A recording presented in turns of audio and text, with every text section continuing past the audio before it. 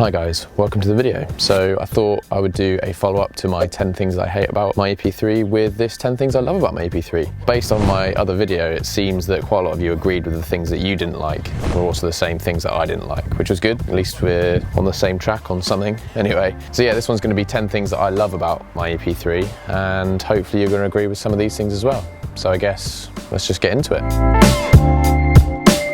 So number 10, I don't know if it really counts because it's not actually anything about the car, but it's about the community and just the bants that's on the Facebook pages and stuff, and just everyone's just so cool. Like, there's rarely things that go south. I mean, there's obviously been a couple of things recently which we've moved on from, I hope, as a group. But apart from that, yeah, everyone's just got good bants in the group, and everyone's always helpful with knowledge and stuff, unless you're asking the obvious questions about which tyres or what oil and stuff. But yeah, that's got to be number 10 for me. Right, I'm actually going to talk about the car now. So number 9 on my list is actually the colour of this thing. I know that obviously everyone's got different colours, but this cosmic grey on this car is just so nice. Like, I don't even know how well you'd be able to pick it up on camera, but I just absolutely love the paint. It's just so nice. Because it's a pearlescent paint, it just looks so good at so many different angles. We've got reflections of the blue. I mean, the car is also filthy at the moment. It does just look wicked. It's always been my favourite. I mean, grey is grey even a colour? But grey is one of my favourite sort of shades. So that actually, combined with the fact that it's on this car, just is an overall win for me. Just looks so good.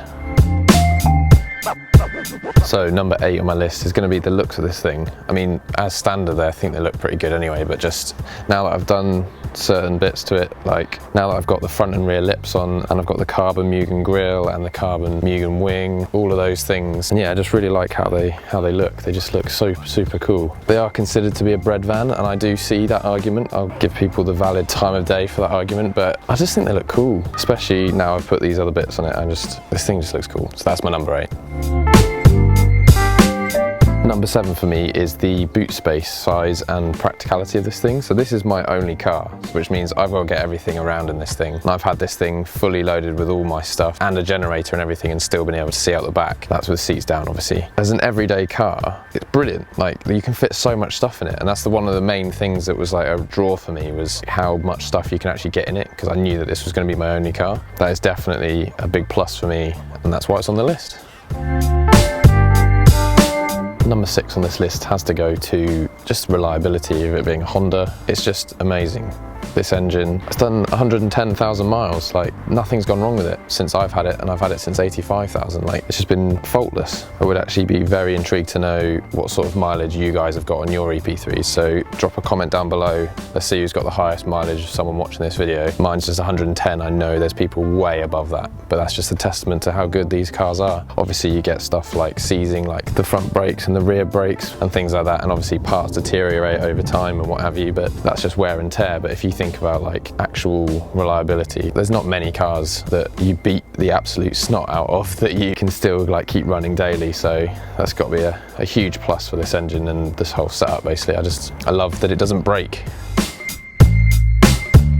Number 5's got to be just the amount of parts that are available for this car. Just obviously because it was such a popular car, people made stuff for them, but there's just so much stuff. I mean, like, obviously you've got the grille, you've got the front lip, you've got the induction kit, all the carbon bits on the inside. We've obviously got loads of different brands of coilovers. I've got Yellow Speed. Check the video out if you want to see the install of those. There's red Recaro. I mean, obviously they're out of the older Civic, so that doesn't really count. Then you got the Mugen wing. You just got loads of different bits. You've got this rear lip, got all the suspension parts under here. So much stuff for this car, and it's just wicked that because of how many there are, it means that parts aren't super expensive. I mean, there's also all the interior bits, like the center console and the gear knob. I mean, the gear knob's pretty standard sort of size, so obviously there's gonna be a few of those, but there's just so many things. And what's awesome is so many people have them, and there's so many people getting rid of parts, that quite a lot of the stuff I've got for this car is actually second hand, so I haven't had to pay for it full price, which is pretty awesome. So yeah, that's why that's definitely on the list. Just so many parts available for this thing.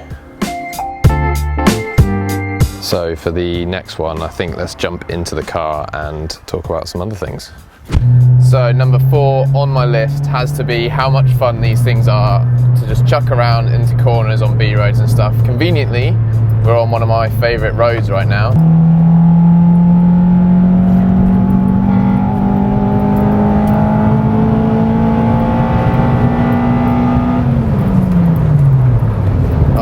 so much fun. This is obviously with coilovers and everything on, but before that, even on the standard suspension, it was still a good handling car. Like, this isn't some sort of one-trick pony or anything. But since putting these coilovers and doing all the suspension bits that I've done, it's just completely transformed how this thing goes around corners. It's just so planted and just wants to go. And obviously, I could be in completely different gears and stuff, but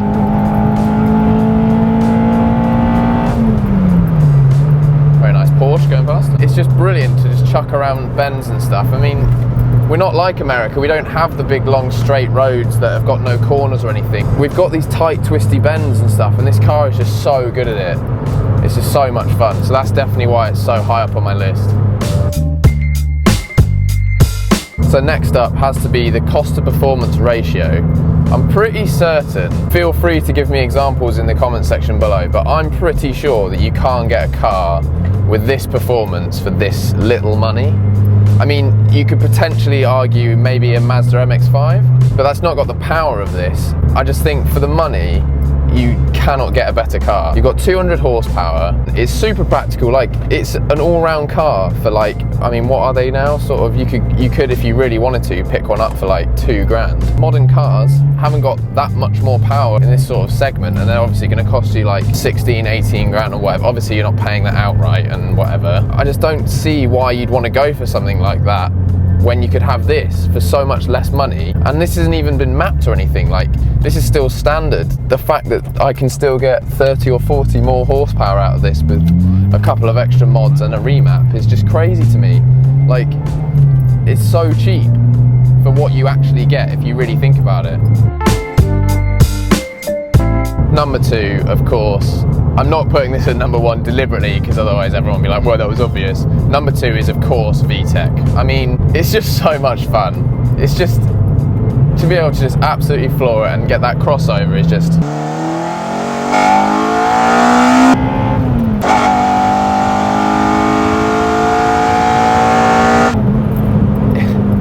It's so much fun.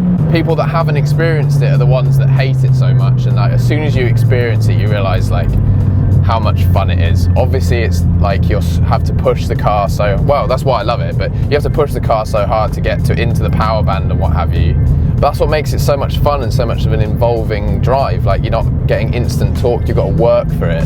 VTech's awesome, but I didn't put it at number one deliberately because I knew that a lot of you would be like, well, duh, obviously it's number one. So I guess we might as well talk about number one then. So number one, it kind of relates to probably the last 3 or 4 really, and it's just this K20A2.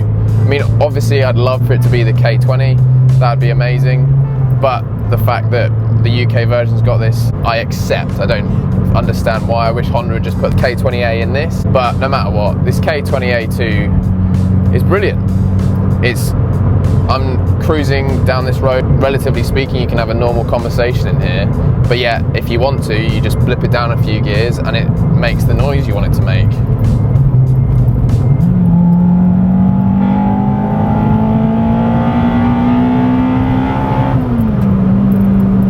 Oh, it's brilliant. I mean, that is just its standard form. That's before you even start to comment on the fact that these things can take up to 400-ish horsepower. I mean, people obviously push them further. They can handle that kind of power without doing any engine work. Like, think of that on any other engine pretty much, and like nothing can handle that kind of power.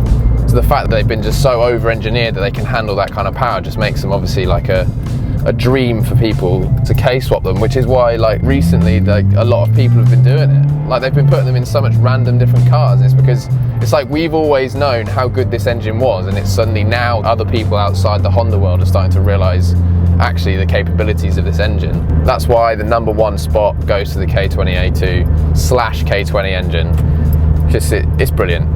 It's so much fun and I love it. Cool, so that's going to do it for this one, guys. Hopefully you've agreed with me in some of these points. If not, if you think there should be other things in the list, please comment them down below. Again, I'll probably agree with you on some of them. This was just the 10 things that I came up with. Hopefully you've enjoyed this video. Share it with other VTech lovers, other EP3 owners. Subscribe, like the video, and I'll catch you guys in the next one. Cheers, guys.